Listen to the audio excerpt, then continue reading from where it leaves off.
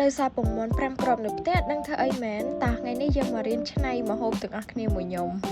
ភាគច្រើនពេលមានពងមន់ពងទានៅផ្ទះហើយយើងយកទៅចៀនទៅស្ងោរទៅចំហុយអីទេចឹងហើយថ្ងៃនេះខ្ញុំមកយកវាមកឆ្នៃយកមកបំពងម្ដងមើលជៀនស្ងោរឡើងឃើញពងមន់ពងទាចង់ខ្លាចតែដល់ពេលឥឡូវខ្ញុំសាក់យកមកចំហុយដែរតែចំហុយហើយគឺយើងយកទៅបំពងថែមមួយតង់ទៀតអញ្ចឹងហើយឥឡូវយើងចាប់ផ្ដើមទៅធ្វើពងមាន់បំពងជាមួយនឹងសោះទឹកឃ្មុំទាំងអស់គ្នាពេលដែលយើងស្ការពងមាន់ឆ្អិនហើយយើងយកវាមកបំពងមួយតង់ទៀតមកណា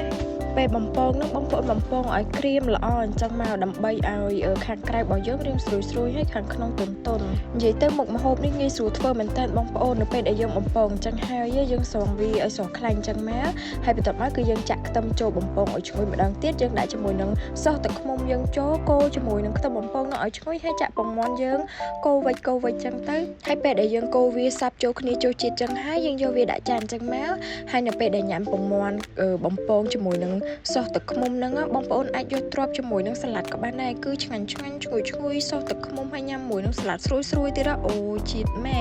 អញ្ចឹងបងប្អូនកុំភ្លេចធ្វើញ៉ាំទាំងអស់គ្នា